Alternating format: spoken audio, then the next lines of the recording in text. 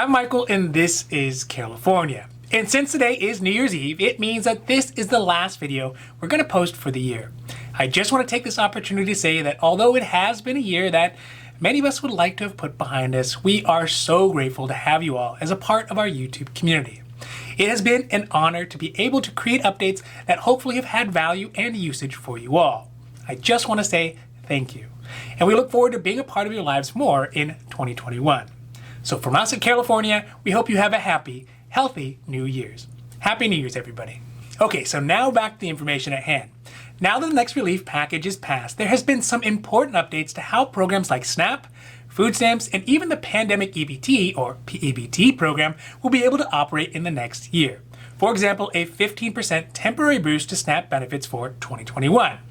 Furthermore, as of the 30th of December, there are 3 states who have finally gotten federal approval for their next round of P-EBT, with additional expanded eligibility for those kids who were excluded from the P-EBT program in the first round. So today we are talking about 3 new states who got approved for P-EBT, how they plan to distribute their new benefits, and what are some of the important changes made by the newest relief package for SNAP and food stamp benefits in 2021.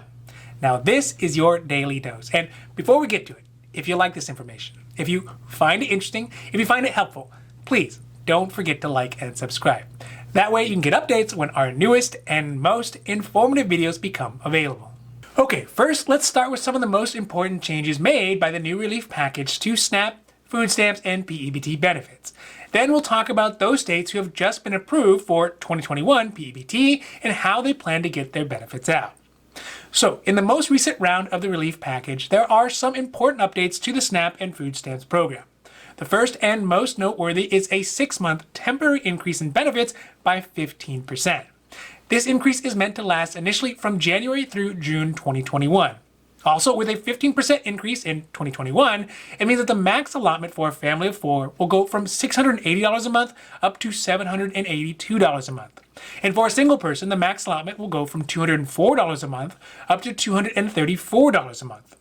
Now, one bad thing about these newest updates is that the eligibility for the program did not get expanded, which means that a lot of families who may be just a few dollars over the income limit will still not be eligible for any of the SNAP or food stamp program benefits. Also, according to wording in the relief bill, the money will not be counted as a resource or income for the purposes of taxes or eligibility for other programs. The next major change to food benefits in the relief bill is the expansion of who will be eligible for P-EBT benefits. Now this is a big, hairy deal because in the first round of the P-EBT, it excluded children who were too young to be in the school lunch program, those kids who were not school aged. But now, under the new rules, children who are under the ages of 6 years old and currently enrolled in food stamps will now be considered eligible for the P-EBT benefit. So this will include millions of more kids who couldn't previously qualify for these really helpful benefits. Now let's talk about the newest info for pandemic EBT or P-EBT. Just as a reminder, this is a program that is meant to provide money to families whose children would normally be getting meals at school, but because the schools are either locked down or have limited hours, are no longer getting those benefits at school. Instead, the school lunch program will send a P-EBT card specifically with funds on it to the parents of each child to help cover those costs of food while they are learning at home. So first, the 3 states that have been approved are Indiana, Massachusetts, and Rhode Island. And this is for the school year of 2021.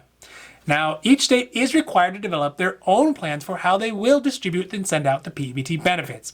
So we'll look at Massachusetts and Indiana's plans as examples of how they, and probably other states to come, could end up paying out their benefits.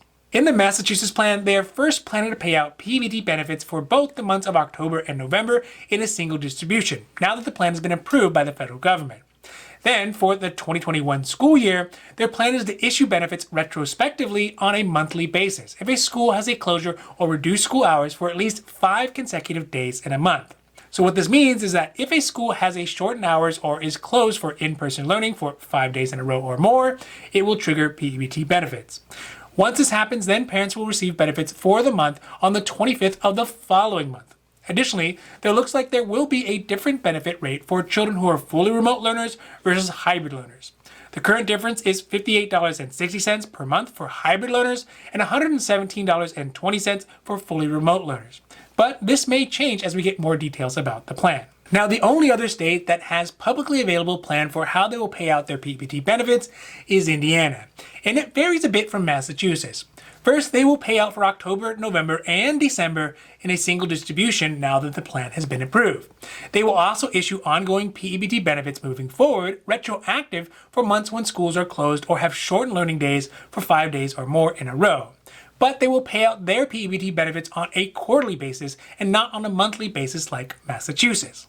Finally, Indiana will calculate benefits for each student based on the number of virtual learning days and not use a calculated average for the amount to pay out to parents. So we can see that from state to state, there may be some differences in how the benefits will actually get paid out.